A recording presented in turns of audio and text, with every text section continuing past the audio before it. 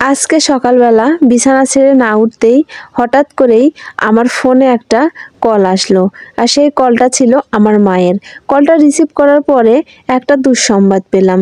Hello everyone, আসসালামু আলাইকুম। সবাই কেমন আছেন? আশা করি ভালো আছেন। আলহামদুলিল্লাহ আমিও ভালো আছি। সেই দুঃসংবাদটা হচ্ছে আমার বাবার ওখানে একটা মানুষ মারা গেছে। আর যিনি মারা গেছেন তিনি আমার সম্পর্কে নানি হন।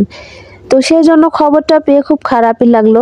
আর খবরটা শোনার পর আমি তাড়াহুড়া করে বিছানা ছেড়ে আমার সংসারের সব কাজগুলো গুছিয়ে আমি বাপের বাড়িতে চলে আসি।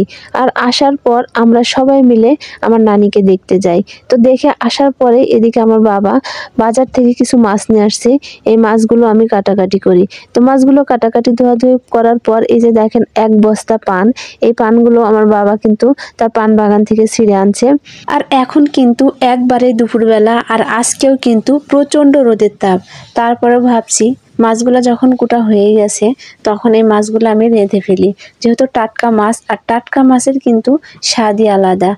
আর আমি কিন্তু শুধু মাছগুলাই কাটছি, আর যত পেঁয়াজ কাটাকাটি আর যত মশলা বাটি সব কিছুই কিন্তু আমার মা করে দিছে। আর সব কিছু আমার মা আমার হাতের কাছে এনে দিয়েছে, আমি শুধু বসে থেকে এখন রান্না করছি। যেমন রোদের তাপ তেমন চুলার আঁচ। তো এতে খুব কষ্ট করে রান্না করছি, তারপরেও কিন্তু অনেক আনন্দ পাচ্ছি যে টাটকা মাছগুলো রান্না করার পর সবাই খুব মজা করে খেতে পারবে।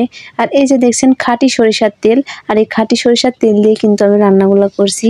আপনারা সবাই জানেন আমার ভাই ভাবিরা সবাই খাঁটি সরিষার তেল দিয়ে রান্না করে। আর আজকে আমি কি মাছ রান্না করছি সেটা আপনাদের দেখাইছি, কিন্তু এখনো আমি বলিনি। তো আজকে আমি যে মাছগুলো আপনাদের দেখাইছি এই মাছগুলোর নাম কি অবশ্যই আপনারা আমাকে কমেন্টস বক্সে জানাবেন। অবশ্যই এই মাছগুলো এক এক দিকে এক এক নামে পরিচিত, আর সেটাই আমি আপনাদের কাছে জানতে চাই।